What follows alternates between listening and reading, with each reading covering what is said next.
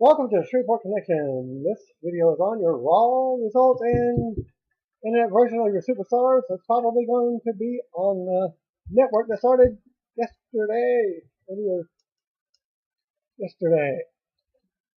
Well, the news is Conan feels sorry for the fans who ordered Sunday night's Elimination Chamber pay-per-view event and said feeling they were ripped off.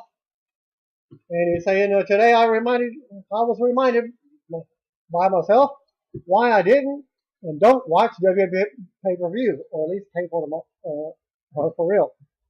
I feel sorry for those who pay. Hashtag ripped off. Wrote Conan on Twitter following the Elimination Chamber, who was urged to watch it by a friend, probably by internet. And WWE version of the pre-show, they were having technical difficulties. Offering his take on Elimination Chamber, Conan wrote, "Bad finish to the Usos match. They are so over with the fans. Shields versus Wyatt's match was pretty good. Great camera work at the end, which the Funkadactyls, one of the Funkadactyls wrestled AJ for the title shot. Still sucked. Match has had as much as heat as the ice cube in a freezer in the North Pole. Wow, Batista has turned ADR babyface. They hate him. Fans have chanted CM Punk, Daniel Bryan, and even Brock Lesnar and Y2J during the match. Well, Y2J wasn't even around the pay-per-view. WWE World Heavyweight Championship match, Elimination Chamber, concluded with Kane assisting Randy Orton to defeat Daniel Bryan. In response to the finish, Conan wrote, "Wow, how many different ways are they going to F up Daniel Bryan? Incredible." Live report from a fan before the pay-per-view started. Logan Davis hung around the Target Center to catch a glimpse of the WWE crew as they arrived for the Elimination Chamber pay-per-view and sent along the following report a day later. He arrived at the Target Center around 11, and about 12 people were along with him at the same corner where Big Boss Man and Al Snow brawled at SummerSlam 1999, had some fun in the weather, and had a chance to meet several superstars. The Miz arrives with Justin Roberts, as both of them are very fan-friendly. Miz asked the little girl where her gloves were, and when she said she had none, he said, "You should have some," loud enough for the mom to hear. Daniel Bryan arrived with Bree, and both of them hurriedly entered the arena with no fan interaction. Santino drove with Sandow. Wow, they must have put the comedy two together. Santino didn't sign, but took a few photos. Curtis Axel also arrived solo and signed a few autographs after saying he is only doing it because it is his hometown. Bags of food arrived for the arena security guards that was bought by Vince. Classy move. Some kids ran back from another side of the arena, and they got a photo with Vince, who took a few. He arrived with Triple H and Stephanie, who walked out past a few of the fans to get in. Michael Hayes showed up in a purple pinstripe suit. Luke Harper and Bray Wyatt arrived together. Bray put on his trademark hat as he got put out of the car. No autographs or pictures. Well, I guess they kicked his ass out. AJ arrived solo and was really quiet as she took a few photos. Sheamus arrived solo and snapped a few pics and signed some autographs. Coleslaw and JBL arrived together and signed some pictures. Did not do any pose pictures. Some guy asked for one, and JBL responded with, "Well, take one." I guess he stood next to the fence and took one with him. A referee caravan came in. No one asked for anything, and they quickly stepped inside. Harvey Wippleman came outside and snapped a couple of pictures and seemed surprised by a few recognizing him. Khali arrived with Mark Harris, both headed for the doors of the arena.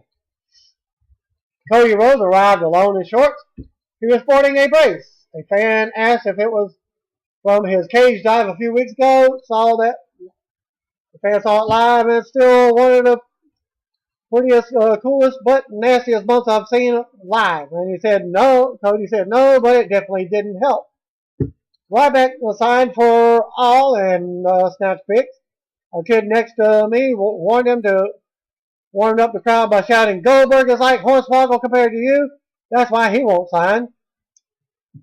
Tamina and Vicky arrived together. Both rushed in. Cesaro arrived solo and was very friendly with the fans. He signed a few autographs and snapped a few photos as well.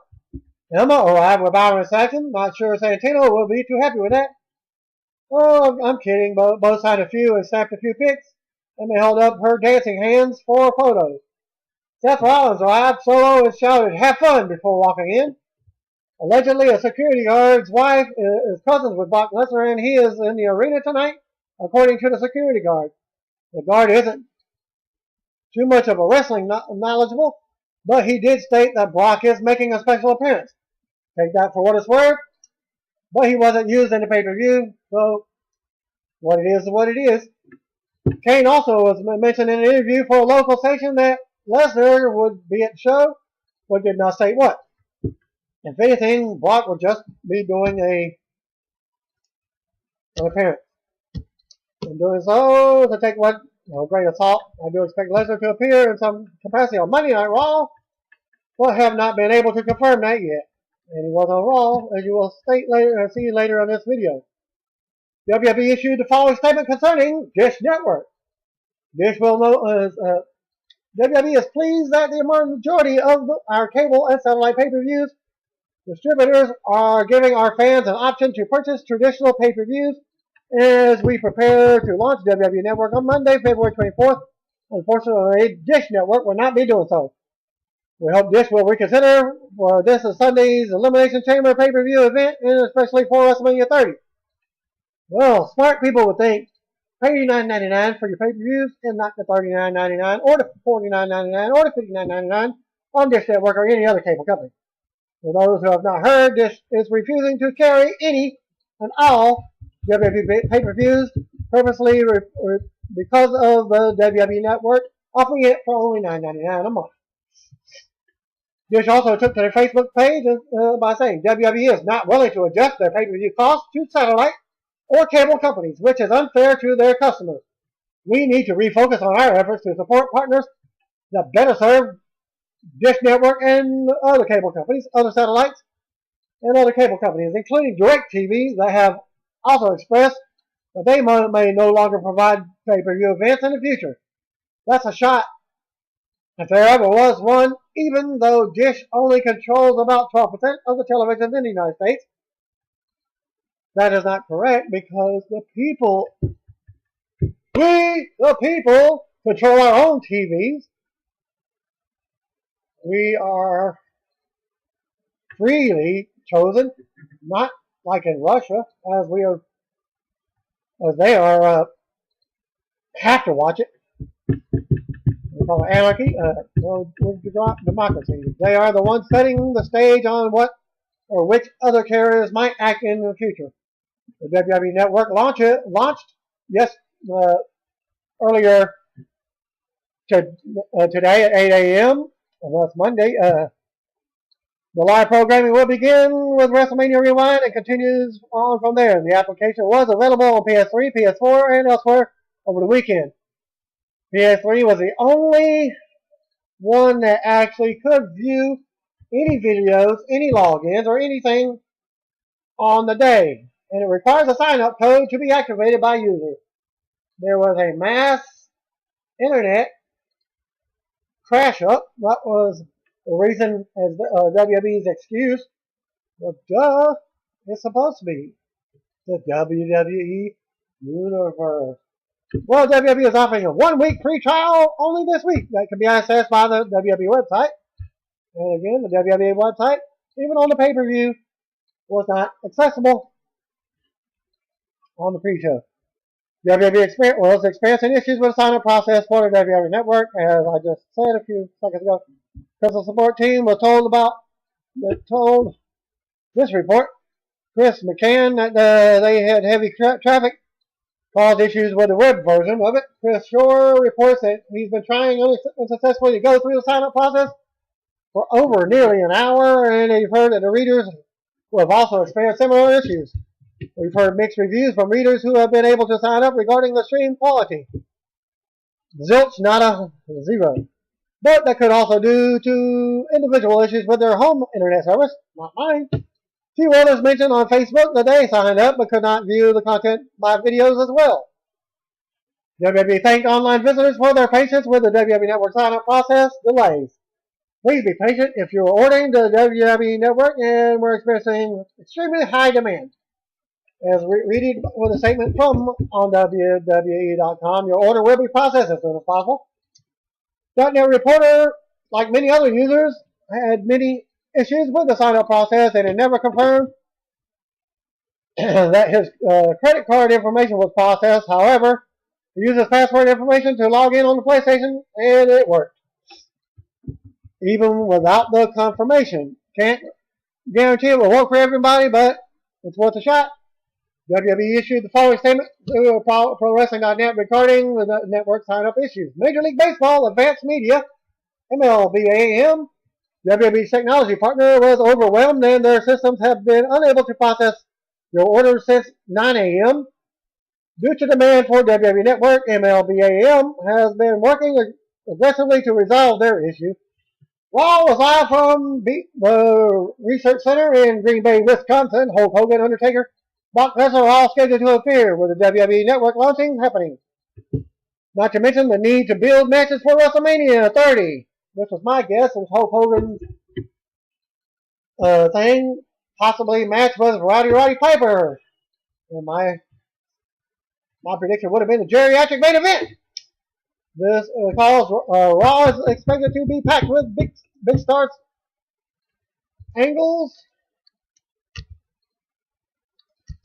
Former WrestleMania participant Floyd Mayweather Jr. turned 30 years old. Birthdays will be right here, I guess. Mayweather is supposed to come in and be a babyface of Big Show's heel, but from the crowd dislikable instead, so WWE changed the course and ended up with a pretty good build for the match at WrestleMania 24. That was many years ago. Happy birthday goes out to Corey Graves of the WWE developmental talent. He turned 30 years old. Graves has been signed to the NXT brand since 2011, where he was tag team champion with Adrian Neville. WWE star Brodus Clay, real name George Murdoch, turned 34 years old on Monday. Brodus was a breakout star on the old NXT show and a monster heel before he'd been saddled in with a terrible Funkadactyl gimmick. He had recently been off WWE TV, hopefully getting repackaged as another monster heel. Former WWE star Carlito. Real name is Carlos Edwin Carly Colon Jr. Turned 35 years old. Carlito showed great promise in WWE, winning several singles and tag titles, but was let go in May 2010 after reportedly failing a wellness test and refusing to go to rehab. Former TNA star Crimson, a.k.a. Tommy Mercer, turned 29 years old on Monday. Crimson went undefeated in his initial run in TNA, causing pushback by fans who didn't feel he was good enough wrestler to warrant that storyline. He eventually lost and was sent down to OVW for more seasoning, but was eventually released in July 2013. Luchador star Dos Caras, a.k.a. Jose Luis Rodriguez Orlando, turned 63 years old on Monday. Besides being a star in Mexico, Dos Caras is also the father of Lucha star Dos Caras Jr., who now works in WWE as Alberto Del Rio. WWE NXT wrestler Oliver Gray, real name Joel Prettyfur, turned 27. Gray was one of the several English wrestlers in the WWE developmental system. He was signed to the roster in 2012 and teamed with Aaron Neville in 2013 before being sidelined with an ACL tear for 9 months. Late women's wrestler Bertha Faye, aka Rhonda Ann Singh, would have turned 53 years old. A larger woman, Singh was repackaged from a monster to the comedy act of Bertha Faye, a trailer park resident who dated Harvey Wippleman. When she worked for WWE, she left wrestling in 2000 and committed suicide the next year. Former WCW Cruiserweight Super Carlo, real name Rafael Garcia, turned 43 years old on Monday. Super Callow never made a big splash in WCW where he wrestled for only a year, but he did face Rey Mysterio Jr. for the Cruiserweight Championship before he left to return to Mexico. Former WCW wrestler Renegade, a.k.a. Richard Rick Wilson, committed suicide on this day in 1999. Since I did some research and now find the confirmation of his death. The WCW and knockoff version of the Ultimate Warrior, Renegade's Small Momentum, was killed when the real Ultimate Warrior took two magazines explaining that he wasn't the Renegade and completely destroyed the Web Warrior show up in WCW. He became a jobber until he was released just 2 months before his death. TNA Knockout. Gail Kim turned 37 years old. Kim is married to celebrity chef Robert Irvine and recently dropped the TNA Knockout title to Madison Rayne. Japanese wrestling legend Antonio Inoki turned 71. Besides founding the New Japan Pro Wrestling and being inducted into the WWE Hall of Fame in 2010, Inoki is also active in Japanese politics where he serves as in the House of Councilors today. Woo! The Nature Boy Buddy Rogers, a.k.a. Herman Gustav Rhodes Jr., would have turned 93 years old on Monday. Rogers was the prototype for the Nature Boy gimmick, and Ric Flair lists him as a major influence on his approach to the character, as he died on June 26, 1992 at the age of 71. Birthdays I missed last week, and I do apologize. The late Hall of Famer Big John Studd, a.k.a. John Minton, was born February 19, 1948. He died on March 20th, 1995, from liver cancer and Hodgkin's disease. Former ECW valet Francine Fournier turned 42. She was born February 19, 1972. ECW wrestler, this thing came up with the newest Extreme Championship Wrestling, a.k.a. Dan Morrison, turned 40 years old. He was born February 19, 1974. No pro wrestling shows this for ESPN Classic on this, from the evening. Global Supercard Wrestling show returns on Thursday night. MCW, Maryland Championship Wrestling, features Jake the Snake Roberts just 2 weeks before he will be inducted into this year's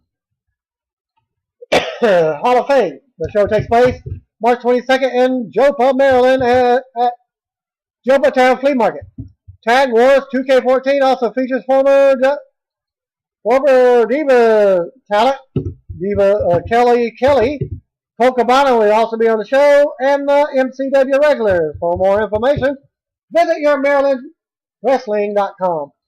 Bellatrix Female Warriors is running an event on March the 2nd in Newark, England at Epic Studios. The event features 4 title matches, including Liberty versus Courtney Rush for the Bellatrix World Championship. For more info on the promotion, visit facebook.com/BellatrixFW. Gene Gauthier wrote a piece on whether WWE wrestlers should join the Screen Actors Guild. Check it out I'll post a link here, voices.yahoo.com. Should WWE superstars join Screen Actors Guild? And then a number. Jericho Y2J will be at the Wizards World Comic Con event in St. Louis, Missouri on April 5th. Thus, Jericho is scheduled to be at the event from noon to 4 p.m. You can view the listing for Jericho's appearance at wizardworld.com. I guess you can rule out Jericho for this year's WrestleMania Access and maybe the Hall of Fame. I guess it doesn't rule out WrestleMania 30, but timing of the convention appearance certainly suggests he won't be a part of WrestleMania weekend in New Orleans. Cassandra Frazier, the widow of Nelson Frazier Jr., is having a fundraising to help for his funeral costs and burial expenses since Frazier died with no life insurance policy.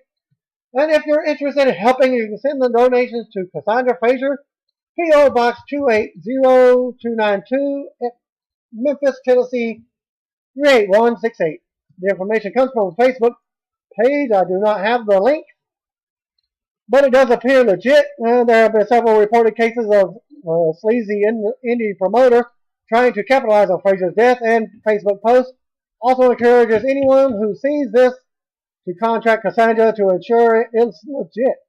Mark Henry profiled in a piece on Milwaukee Journal Centennial website hyping for the upcoming SmackDown taping in the city. Among the highlights, Henry is 42 years old, and when his contract expires 2 years, he plans to retire. Well, there was a report that it was done, he said this last year, but you can confirm this time because it was a false storyline when he was facing John Cena. And you can view the full thing right here. Or you can search it on jsonline.com. The piece is very well done. It references a fantastic fake retirement angle, again from John Cena and Mark Henry from last year. Henry has been doing the best work of his career lately over the past 2 years, and the idea that we only have 2 years left on this makes this a little sad news.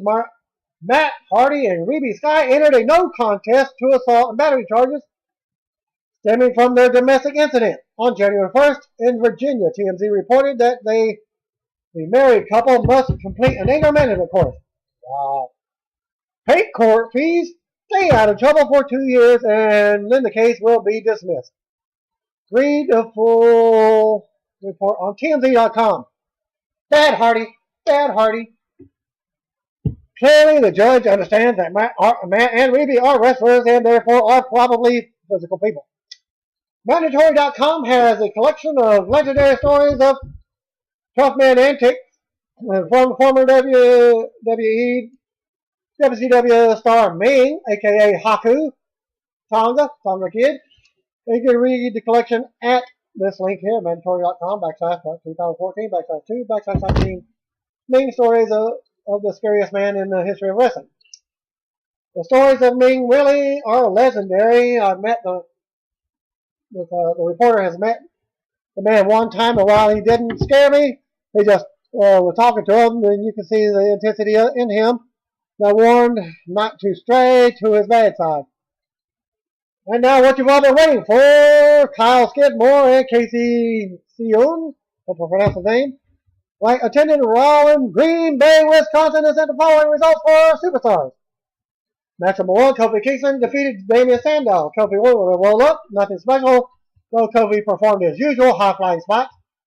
Jeremy King Lawler interviewed Kofi Kingston near the ramp in a segment that aired on WWE Raw pre-show. Match number 2, Goldust and Cody Rhodes, the Rhodes Brothers, and Los Matadors with El Torito defeated Ryback, Curtis Axel, Jinder Mahal, and Drew McIntyre in an 8-man tag. Cody hit Crossroads on McIntyre for the win after the faces had cleared the rest of the heels from the ring. And reporter Kyle says El Torito was amazing. Casey noted that Torito helped distract the heels by acting like Goldust at one point. And now for Raw on USA Network, aired from Green Bay, Wisconsin at the Research Center. Michael Cole checked in on commentary, and they were live on the road to WrestleMania. Hulk Hogan's music played and started off the show with a crowd pop. With his real American Sticks music, and he came on stage wearing black jeans, a red and yellow shirt, red and yellow bow, and bandana, and shades, black shades.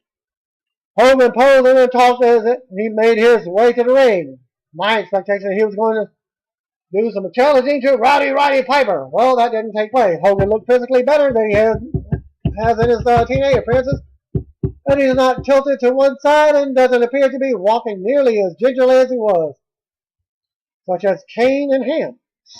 Once in the ring, Hogan cupped his ear and played to the crowd, which was very responsive. Hogan did his marks and turned the turning point of his career because I am officially home, brother, as Hogan said. He recalled being part of WrestleMania 30 years ago. He also said history is being made again with the launch of the WWE Network. The crowd didn't exactly pop for the WWE Network talk. Do they even have the internet in Wisconsin? Sorry, this Minnesotan couldn't resist after seeing the worst state ever Minnesota sign in the crowd. No, I'm not. This is just a report from the event. I'm not from Minnesota. I'm from Augusta, Georgia, home of the Masters, and the real place where Hulk Hogan was born from Mean Gene Okerlund, the Honky Tonk Lounge. Hogan played up some of the names that can be seen on the network, such as HBK, Bill Rock, and a few others. And then finally stated, what you gonna do when Hulk Hogan, the WWE Network, in WrestleMania 30 runs wild on you? Brother. Then the broadcast team put over Hogan's return as Hogan posed in the ring.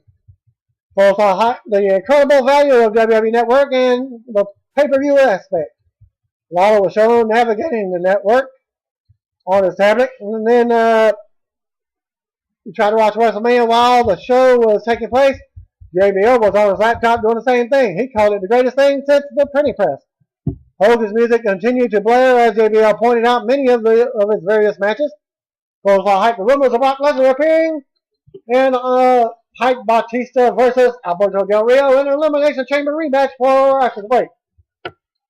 Well, we've all been surprised by how little they hyped the WWE Network before tonight. That won't be an issue going forward if the first 10 minutes of the show are any indication. For those who didn't see the pre-show, we'll follow along with the coverage. WWE also announced Sheamus versus Christian for the show for Raw. A graphic posted about WWE Raw being the number one show on cable last Monday. Ring entrances for the opening match took place. Batista versus Alberto Del Rio. A lot of boos for Del Rio before the match. He stood on the second rope. Posed and said, "Boo this!" And he did that thing. The fans did and also chanted, "You can't wrestle," and Batista at him. As the match got started, Del Rio ran Batista's bad shoulder into the ring step, heading into commercial break. Del Rio remained in control after the break. Del Rio charged Batista. Legs first went flying through the ropes when Batista moved. Later, Del Rio threw a lousy kick to Batista's head. That was so bad, the announcers had to talk about it for a moment and just glanced back at Batista's head. But he sold it so well. Batista came back with a spine buster, set the first finisher when Randy Orton's music played and a distraction. With Batista distracted, Del Rio rolled him up and got the pinfall.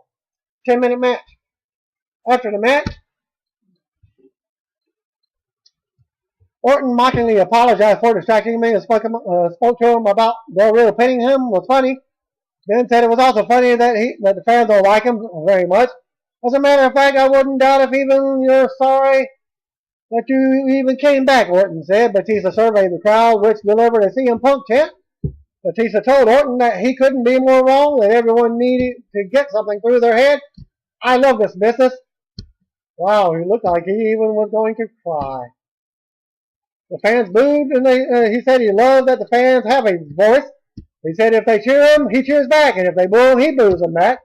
It's called being real, Batista said. Batista said, the only thing that matters is that he goes to WrestleMania, beat someone who used to call him friend, but was turned into a whiny, stifling, kiss-ass fuck-up.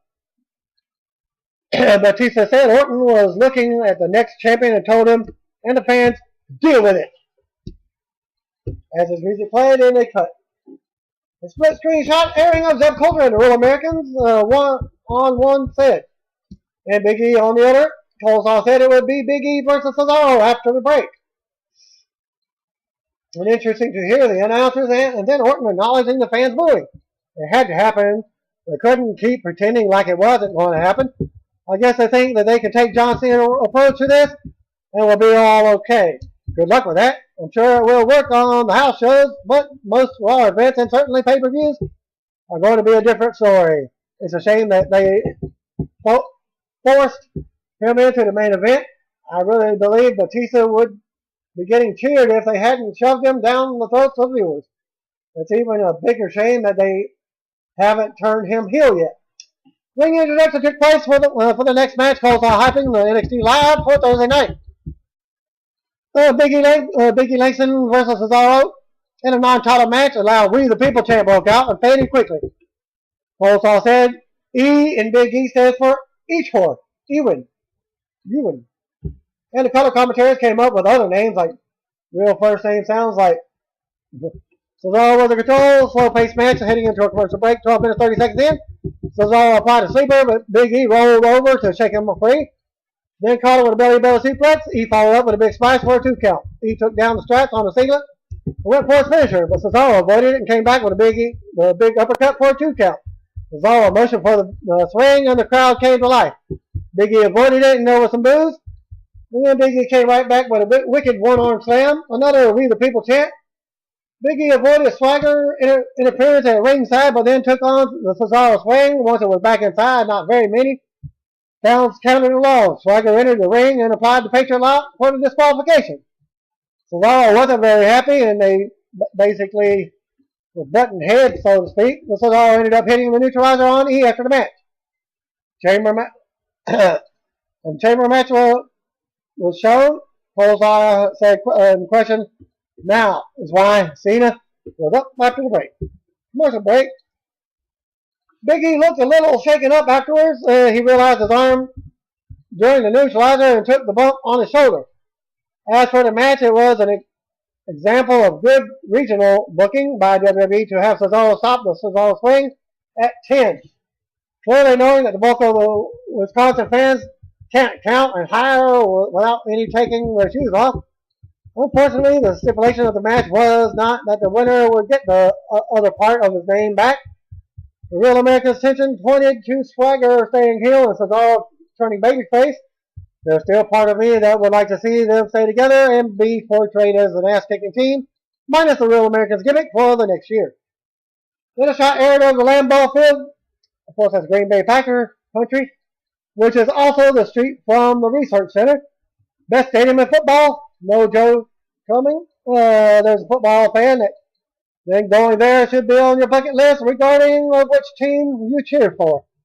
John Cena makes his entrance, so he wanted to say something from the kid and the fan in himself. Cena said it was spectacular that Hogan was back in WWE and hosting WrestleMania.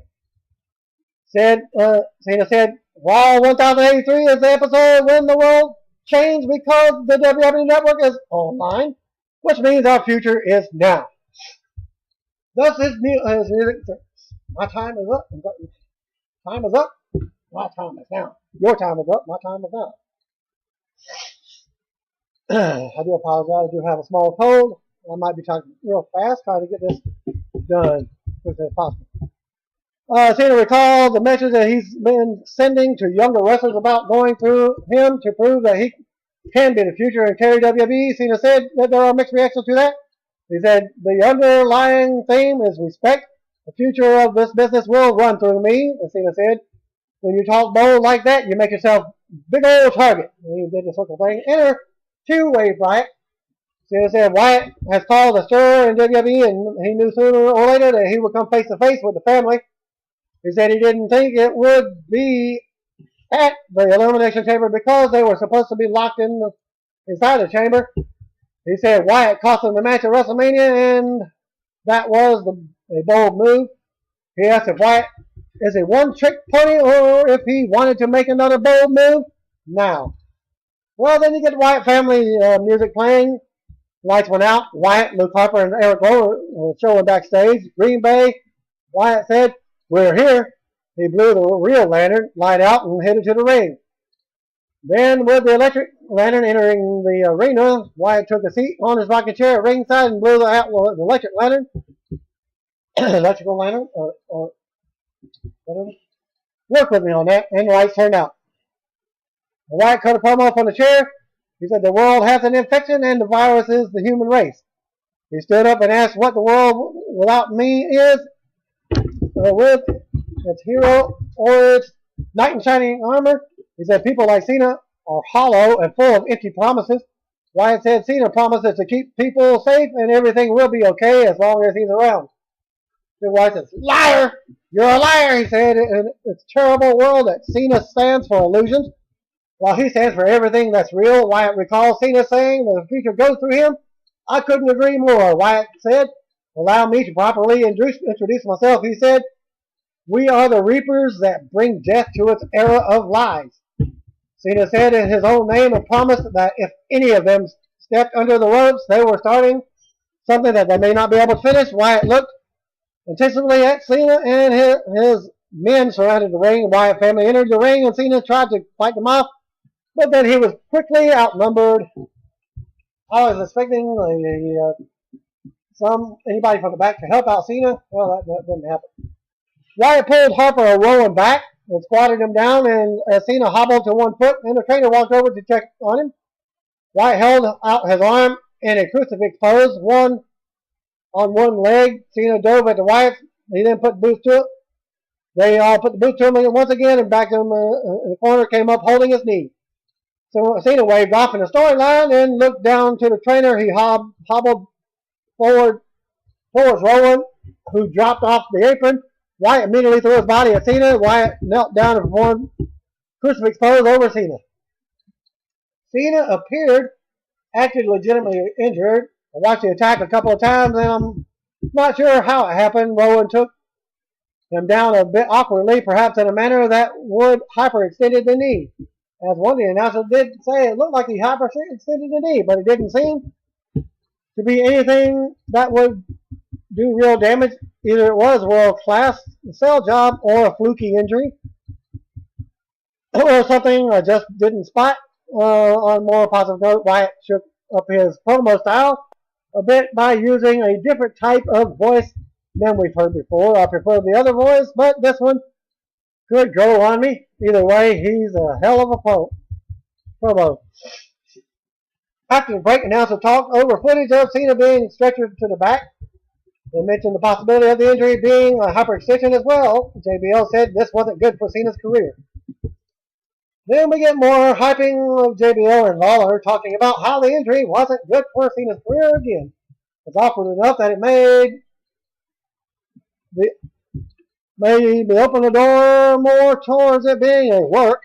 If Cena was selling, then he deserves credit for doing a hell of a job. If not, then the White deserves credit for being quick on his feet and calling off his men to give Cena a break while staying true to his character. Match number 3, Sheamus versus Christian. Sheamus backdropped Christian to the floor and they caught him with a shoulder block off the ring apron, heading into a break. Meanwhile, the announcers humored themselves by talking about Christian's tan and JBL when he hoped it didn't come from Hogan's Beach.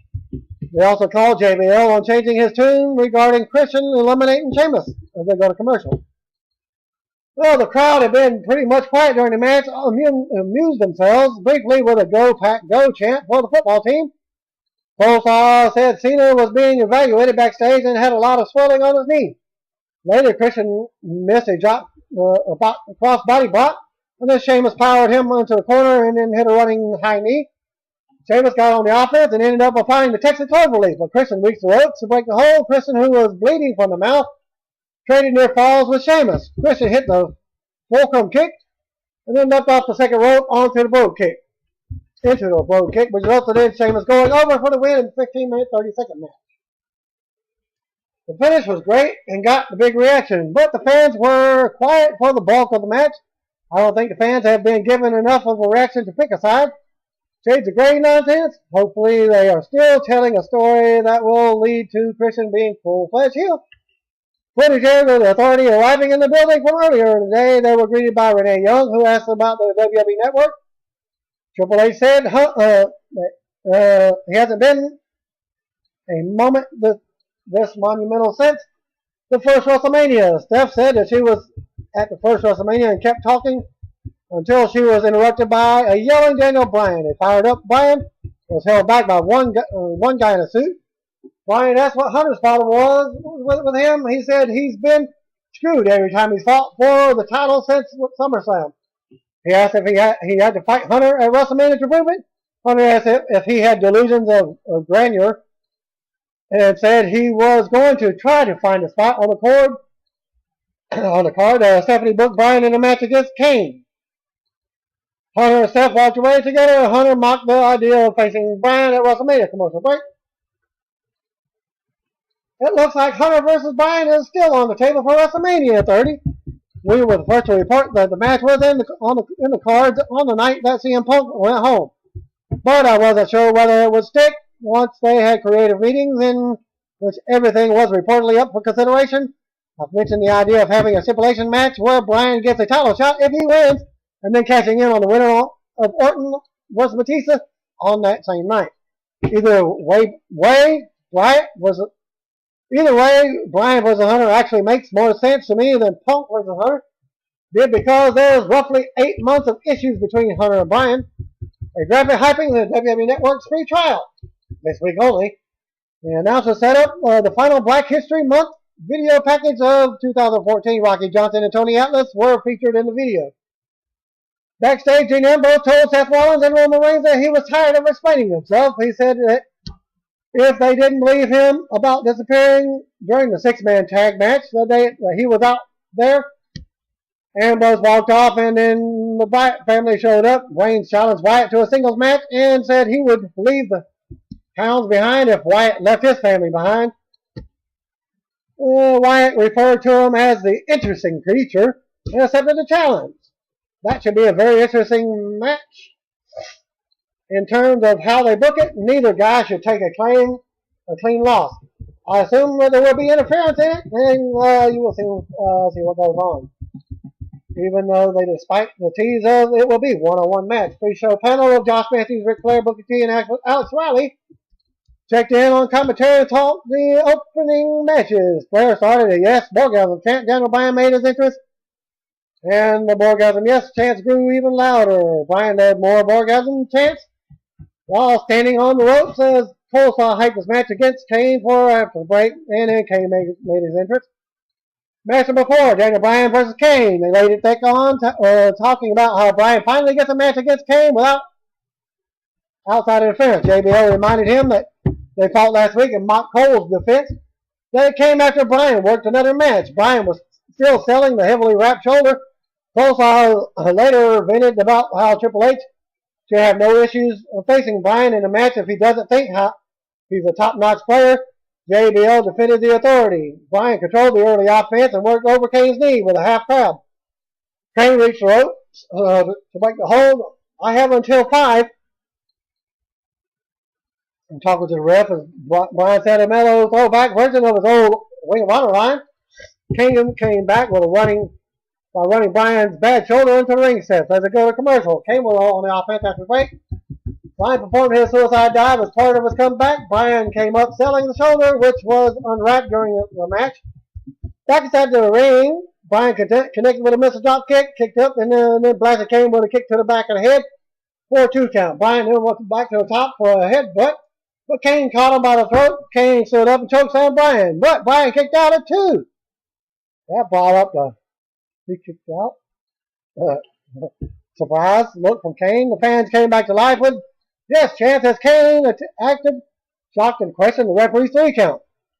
Can you count? JBL continued to play the anti-Bryan role with Coleslaw and Lawler stood up, standing up for Bryan. Kane went for another chokeslam, but Bryan avoided it and went for the arm lock. Kane then pushed off Bryan moments later. Bryan caught Kane with a running knee and caught it for the win. 15 minutes, 40-second match. Bryan took the mic and said he confronted the authority early in the day and he wanted to make one thing clear. Triple H is a coward. He yelled twice. Bryan said that he challenged Hunter to a match at WrestleMania, but he did behind his wife's skirt. Bryan said he, ever since Hunter put on his suit and has ignored what the fans want, Bryan said that Triple H should give the fans what they want, which is Triple H versus Bryan at WrestleMania, as Lawler encouraged the fans to do yes chant if they agreed with Bryan. Of course, the fans joined in. Coleslaw said Bray Wyatt versus Roman Reigns is official for later in the show. Lawler said it was also confirmed that Brock Lesnar was in the building. He said the question is why. Backstage, Fandango and Summer Rae danced. Coleslaw hyped Summer in action for after the break. It's odd to hear Coleslaw suddenly becoming the biggest Daniel Bryan backer when there was a time that he was more anti-Bryan than JBL and Triple H's character combined. I'm a little concerned that the announcers cheerleading for Bryan could be a bit counterproductive because it's been such an organic rise for Bryan, and Cole isn't exactly the most popular broadcast team member.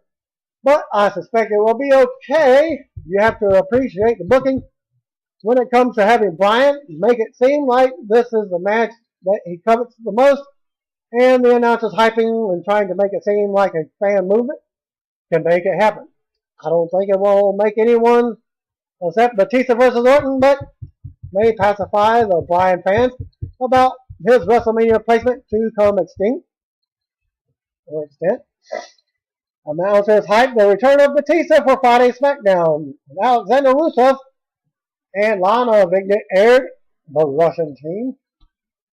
Emma with Santino Marella in her corner and Summer Rae with Fandango in her corner. Emma did an intentionally awkward entrance, Cole faked a laugh and said said she's clumsy sometimes. Emma ended up applying the Emma lock for the win. After the match, Emma dove on to Santino and they tumbled to the mat. Probably trying to get a kiss in edgewise. Lawler said her clumsiness again. Coleslaw said fans could tune into NXT show on this Thursday to see what a great athlete she is. And the match took 3 minutes 30 seconds. Collection of Hulk Hogan returning to WWE media stories were shown. Footage shown of Hogan returning earlier in the show and announcing he's the host of WrestleMania 30. An ad for SmackDown questioned who won the Elimination Chamber match. Yeah, really. As they go to commercial break, God didn't give a damn about the match until Emma applied her finishing hold, and then they came to life for a second. They get a kick of Coleslaw telling people to watch NXT to see what great athlete she is when she's just had a match on Raw. New Age Outlaws versus Usos for match number 6 in a non-title match. Not much of a match. Usos won in a minute and 10 seconds. Bill Wayne and Road Dogg asked Uso what the rush was since everyone knew how the match would end. Just as he does his DX skit, he called them young boys and told them to go to ringside so they could do their own intro. Usos just complied, and just as Road Dogg does the same super kick, splash for the win. Were the fans booing or chanting the Usos name when Road Dogg was hit by the super kick? Either way, the entrance routine was no longer than the match itself. I'm not complaining. The announcer spoke about the tag title match and then spoke about WWE Network and they showed on Lawler's tablet. Then JBL's laptop, and then Roman Reigns makes his entrance through the crowd for his match against Bray Wyatt all alone as they go to commercial. Roman Reigns was away. Wyatt scored an early offense for control early until Reigns knocked him down with a shoulder block. Wyatt regained control and performed a short arm clothesline for match number 7.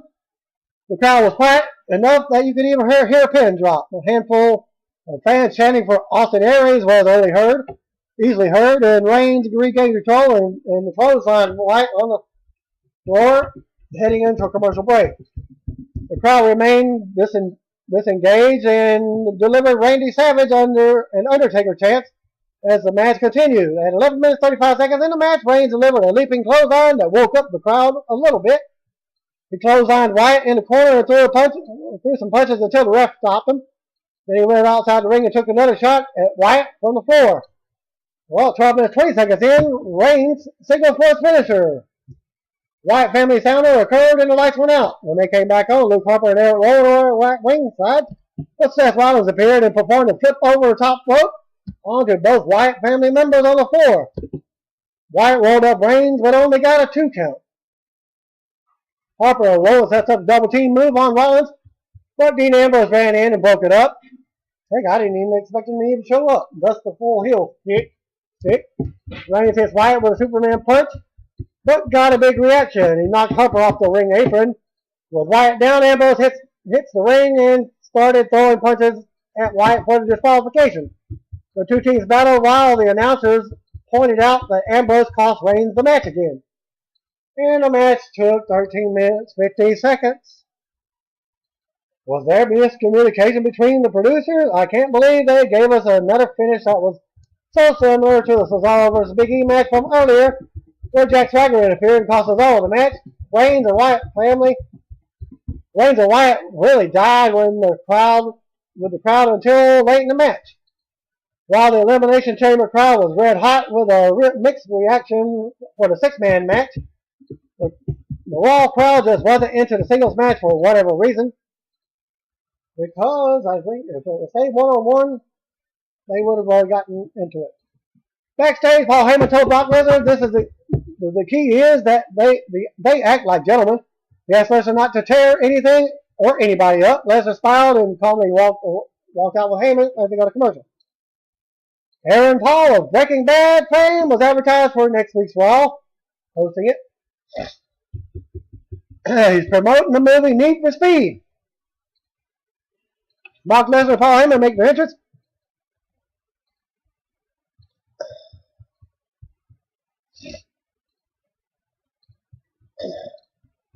They headed into the ring where a table was set up. Heyman introduced himself and he said this is the applicant for the obvious number one contender for the WWE Championship. Heyman said it's history-making night for WWE due to the WWE Network, but Lesnar is not in a good mood. As it goes past the 3-hour mark, Heyman said it's woefully apparent that Randy Orton and Batista should get their title match out of the way, and the winner should face Lesnar at WrestleMania. Heyman said he took that to Triple H and Stephanie McMahon, and they took it to another level. Heyman said Triple H gave Lesnar an open contract to face anyone at WrestleMania. Get it. Open contract. That's a cue for guess who's coming? Undertaker. Wait for it. Wait for it. Well, Heyman said that's how Triple H and Stephanie get people. He said that they will give you anything but want, expect, except for the thing that you want most. CM Punk. CM Punk. CM Punk. Heyman ran through Lesnar. AJ Styles. AJ Styles. Heyman ran through Lesnar's accomplishment and said, as far as the open contract goes, no thank you, Heyman said. Lesnar doesn't have to pick his opponent. He said they will give him history to conquer or speak the name of Brock Lesnar at WrestleMania no more.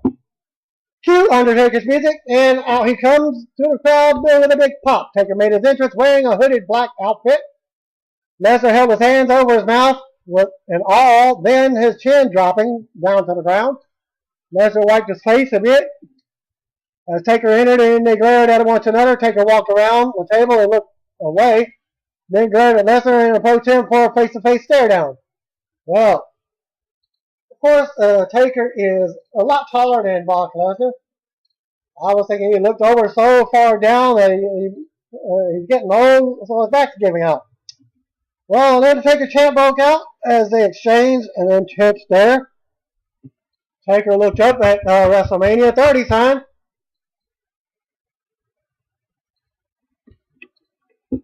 Then looked back at Lesnar, who nodded his head in approval. Lesnar pointed to the open contract and spoke off mic.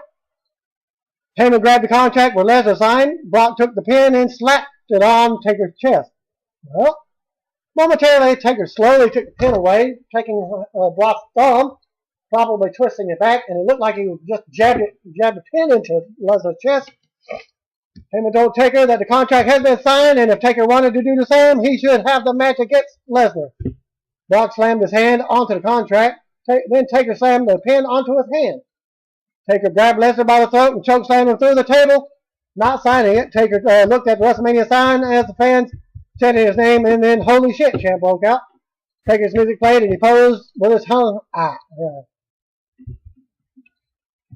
And then looked down at the fallen Lesnar. A good closing angle that helped up the entire show and tied up the loose end of the Lesnar claiming to be number one contender, coming out of Royal Rumble and then disappearing. More importantly, Taker came off great, and Lesnar can certainly bounce back and look like a badass despite taking the beating here. Overall, this was not the ridiculously hot show I expected it to be, but it was still a strong show that helped set up stage for WrestleMania 30. That concludes my Raw for this week. Thanks again. Peace out.